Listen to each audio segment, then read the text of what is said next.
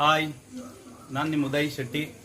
ಇವತ್ತು ಅಡಿಕೆ ಬೆಳೆಗೆ ನಾನು ಸ್ಪ್ರೇ ಮಾಡಲಿಕ್ಕೆ ಮೊದಲನೇ ವಿಡಿಯೋದಲ್ಲಿ ನಾನು ಅಡಿಕೆಗೆ ಹೇಗೆ ಗೊಬ್ಬರ ಹಾಕಬೇಕು, ಬುಡಕ್ಕೆ ಹೇಗೆ ಹಾಕಬೇಕಂತ, ನಮ್ಮ ಆರ್ಗ್ಯಾನಿಕ್ ರಸಗೊಬ್ಬರ ಹೇಗೆ ಹಾಕಬೇಕನ್ನೋದು ಮಾಹಿತಿ ಕೊಟ್ಟಿದ್ದೀನಿ.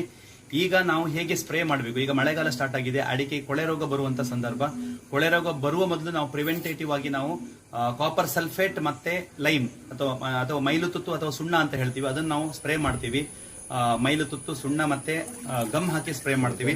ಅದ್ರ ಜೊತೆಗೆ ನೀವು ಆಕ್ಟಿವೇಟಿ 1 ಲೀಟರ್ಗೆ 0.5 ml ನೀವು ಹಾಕುವ ಮೈಲುತುತ್ತು ಅಥವಾ ಕಾಪರ್ ಸಲ್ಫೇಟ್ ಅಂತೀವಿ, ಸುಣ್ಣ ಅಥವಾ ಲೈಮ್ ಅಂತ ಹೇಳ್ತೀವಿ, ಅದರ ಜೊತೆಗೆ ಇದನ್ನು ಮಿಕ್ಸ್ ಮಾಡಿ ಹಾಕುವುದರಿಂದ ಸೊ ನಿಮ್ಗೆ ಅದರ ಪರ್ಫಾರ್ಮೆನ್ಸ್ ಏನಿದೆ, ಮೈಲುತುತ್ತು ಹೊಡಿತೀವಿ ನಾವು, ಹುಳ ಅಥವಾ ಕೀಟಗಳು ಬಾಧೆ ಬರಬಾರ್ದು, ಫಂಗಸ್ ಹಿಡಿಬಾರ್ದು, ಕೊಳೆ ರೋಗ ಬರಬಾರ್ದು ಅನ್ನೋದಕ್ಕೋಸ್ಕರ ಹೊಡಿತಿರ್ತೀವಲ್ಲ, ಅದರ ಪರ್ಫಾರ್ಮೆನ್ಸ್ ಇನ್ನೂ ಜಾಸ್ತಿ ಆಗುತ್ತೆ.